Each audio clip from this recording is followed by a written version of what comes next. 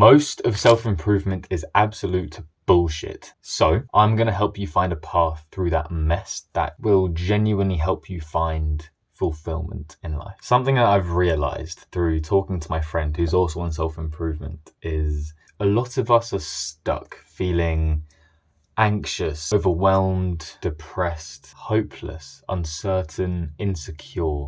And a large part of the reason for this is that there's this incredibly harmful idea going around the self-improvement community, which has been in the self-improvement community for decades. And this idea is that to find happiness in life, we need to chase abundance. We need to add as many good things to our lives as possible. It's very intuitive, so I can understand why it's so appealing. It makes sense. Right, more money equals better life, supposedly. But something that I'm seeing quite a lot is that a lot of these guys who are chasing this stuff, who are chasing abundance, money, external success, they're not happier. They're not happier than the average guy who doesn't have much going for them. And it doesn't make much sense. Intuitively, we think, if he's more successful, he should be living a better life, right? And on the surface, he is, but in reality, he's not actually better off. The people who are following this advice to chase abundance are wasting years of their lives chasing sort of puffs of smoke that they've been told should bring them happiness, but realizing after decades of striving that they're not actually better off. This was my entire approach to life. I've spent a year trying to stuff my mind with as much information as possible, reading as many books as possible, watching as many videos as possible, trying to implement as many new habits as possible, trying new mental techniques, mental models, learning about spirituality, money, social skills, whatever it was. And sounds great, right? You would have thought that after all that learning and implementation, day after day, that I would have made some really meaningful progress. You would have thought that I've improved significantly since I started doing that. And I would have thought the same thing. That's why I did it. But looking back at the last year of my life, I've kind of realized that I haven't actually been making any progress. In fact, my life has gotten worse. I went from being so optimistic about self-improvement and being so single-minded about what I should be pursuing and making so much progress every day to, up until a few days ago, just feeling so overwhelmed and anxious, and I actually started hating myself a little bit because I thought, if I'm on self-improvement, I should be making really good progress, right? That's the definition of self-improvement.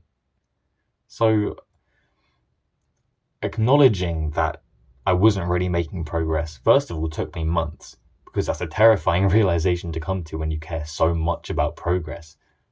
But also, it makes you feel really lost because you don't know what you're doing. If you're putting in all this effort but no results are coming from it, then what are you doing? And this is the stage in their life that so many guys are in. We have this false perception that guys on self-improvement are they don't have as many concerns. They have it all figured out. They don't. They're just as lost as the average guy. It's just their problems are a bit more meaningful. But after some conversations with my amazing friend Sam, and after months of anxiety, mental fatigue, self-hatred, I finally decided I would just stop.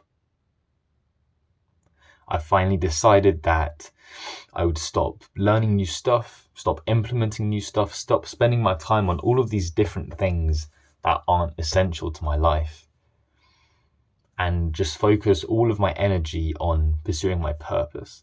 I even started spending less time working on my purpose and more time just existing, not being actively engaged by something else. And I was very reluctant to do this. I was incredibly reluctant to do this because I thought I would stop making progress altogether. I thought that this would be defeating the entire purpose of self-improvement. But you know what? The exact opposite happened. I got rid of that feeling of overwhelm, anxiety. I started feeling happy again. I feel human, and I'm finally making progress towards my purpose again. And I feel amazing. I have so much more mental clarity, and I'm finally able to think creatively again. Because I've given my mind the space to just drift and come up with its own conclusions about things, I've arrived at a series of incredibly meaningful sort of epiphanies, new perspectives on life that have made things make a lot more sense than they have been in the past. And I feel such great relief. And it's all because I simply started doing less.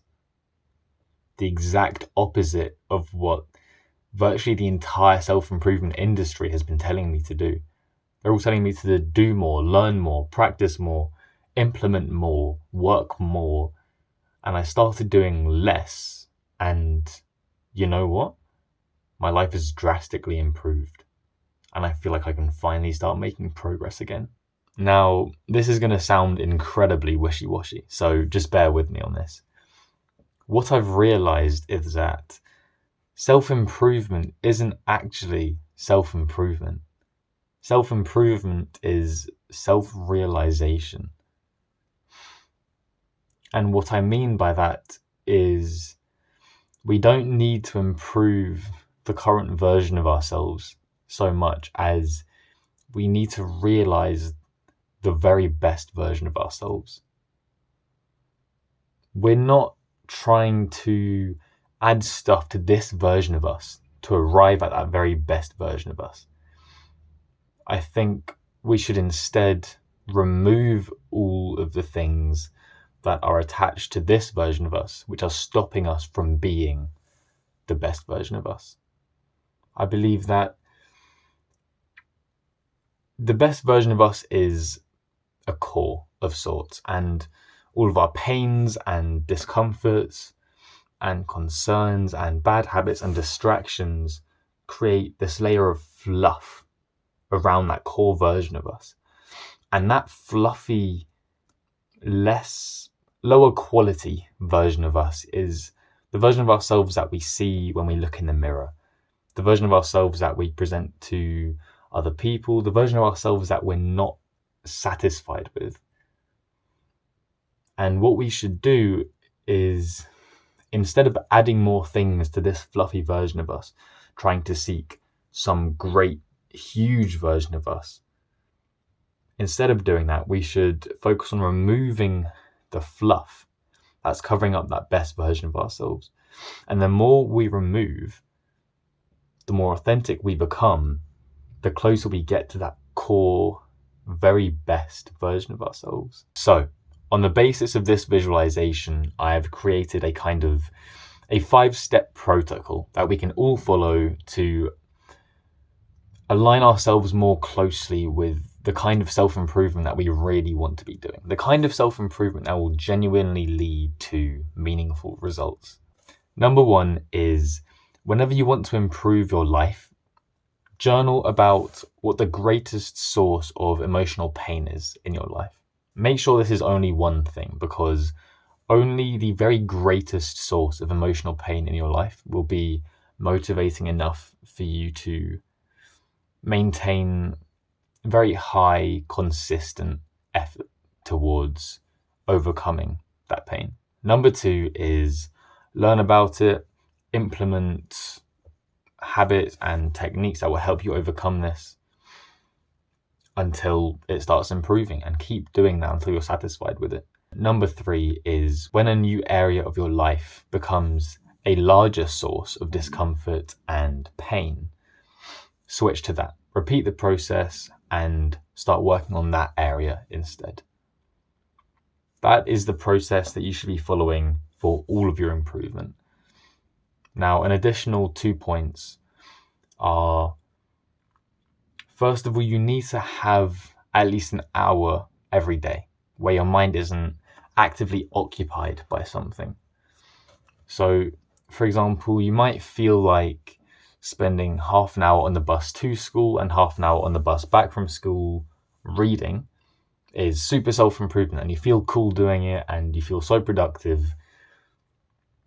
But really, if you spent that hour just letting your mind wander, just giving your mind the space to come up with its own thoughts and arrive at its own conclusions, I genuinely believe that you'd come up with a lot more perspective on your own life than if you were spending that time trying to jam more information into your mind.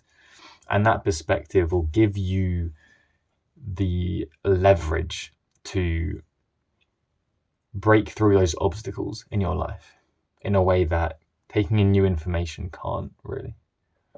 Related to that point is, don't spend too much time taking in information. Your mind can only metabolize so much information at once, just as your body can only metabolize so many calories at once. I'm not sure if that's how that works, but you get the idea. Your mind can only take in so much information, and trying to stuff it full of too much information will just make you anxious. You'll become overwhelmed, you'll become anxious, and you won't be able to process any of it. So you'll end up making less progress than you would have if you just consumed a little bit of information each day. And that will kill your progress. Rant over. Now, I do understand that it can be incredibly attractive to pretend that we didn't arrive at these realizations, to pretend that we didn't receive this advice and we don't need to make change in our own life. It's quite a daunting task to be confronted with some new realization about your own life and decide to actually take action on that. I can understand why you would feel resistant to that. But trust me when I say, from personal experience, I am all too aware that if you pretend that you didn't receive this advice, you will get a year or more down the line and you'll be feeling so overwhelmed and anxious and confused, and you'll actually start to hate yourself. And you'll think, why? And you'll be so confused as to what's wrong. You're doing everything right? You're spending all your time learning, practicing, implementing the classic self-improvement way, but you're not making progress. And you're scared to confront the fact that you're not making progress. And it will be because of this. Because you didn't take my advice right here, right now. If you found this video useful, insightful, please subscribe, because I post a free video like this every single day for people just like you. Thank you for watching.